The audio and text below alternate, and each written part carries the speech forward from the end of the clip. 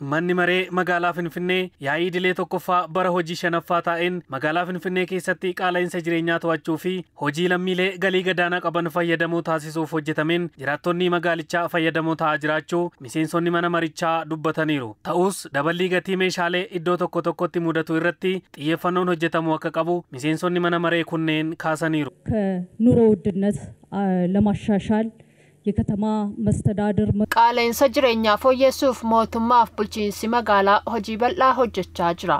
Gabaa tasgabbeessuuf gabaan dilbataa kutaalee magaalaa 11 keessatti dhiheenyatti oomisha dhiheessuun maaddii qooduu namoota harka qalleeyyii ta'aniif manneen haaressuu fi abbootii qabeenyaa hirmaachisuun hojiin hojjetame jajjabeeffamuu kan qabuu fi jiraattonni keenya kan galateeffatanidha. የቅዳሜና የእሁድ ገበያ በየአካባቢው ለህብረተሰቡ haalli gabaan sanbataa fi dilbataa oomisha jiraattotaaf dhiheessan gaarii yoo ta'eyyuu tokko tokko gatii maxxanfameen ala dabalanii gurguru. Oomishaaleen qulqullina gadaanaa qaban kan qulqullina olaanaa qaban waliin gatii wal fakkaataadhaan gurguruun ni mul'ata. Dabalataan mootummaan dabalii miindaa taasisuun wal qabatee dabalii gatii seeraan alaa akka hin jiraanneef to'annoo qorannaa irratti hundaa'e gochuuf kallattii bulchiinsi magaalaa Finfinnee qabatee jiru irratti ibsanuuf kennaa jedheen gaafadha. Yaada fi gaafii miseensonni mana marichaa dhiyeessan irratti yaada kan kennan kantiibaan magaalaa Finfinnee Aadde Adaanech Abeebee dhiibbaa qaala'insa jireenyaa jiraattota magaalaa Finfinnee salphisuuf ganna darbee karoora guyyaa 90tiin hojiileen hedduun hojjetamuu dubbatan. የህዝብ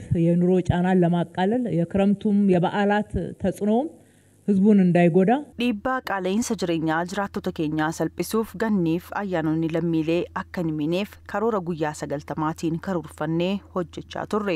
Mootummaa qofti hojii kana hojjechuu waan hin dandeenyeef qooda fudhattoota hirmaachisuun hojiitti galle. Tokkoffaa manneen namoota olmaa biyyaaf oolanii deebisanii ijaaruudha. Lammaffaan hojiilee qaala'insa jireenyaa fooyyessuuf gargaaran irratti xiyyeeffannee hojjenne. Manneen 3,400 eegaluun kana keessaa manneen 2,500 ol xumuruun jiraattotaaf dabarsineerra. Keessattuu jedhan kantiibaa Adaanech giddugaloonni gabaa gurguddoon 4 magaalaa Finfinnee keessatti ijaaraman rakkoon dhiyeessii oomishaalee akka hin muudanneef shoora olaanaa bahachaa jiraachuu ibsaniiru. የሰራናቸውን እነኚህ 4 የገበያ ማዕከላት በሰፊው ምርት የሚገባባቸው giddugaloonni gabaa 4 nuti hojjenne bal'inaan oomishaaleen kan itti galan giddugaltummaa tokko malee kallattiin oomishni galchanii bu'aa muraasa argachuun gurguruu akka danda'an taasifneerra. Shamattoonnis akka fedhii isaaniitti giddugala gabaa sanaa waan barbaadan akka argatan ta'eera. Waldaalee hojii gamtaas kallattiin naannolee waliin walitti hidhamiinsa uumuun oomishi gahaan ganna darbee Finfinnee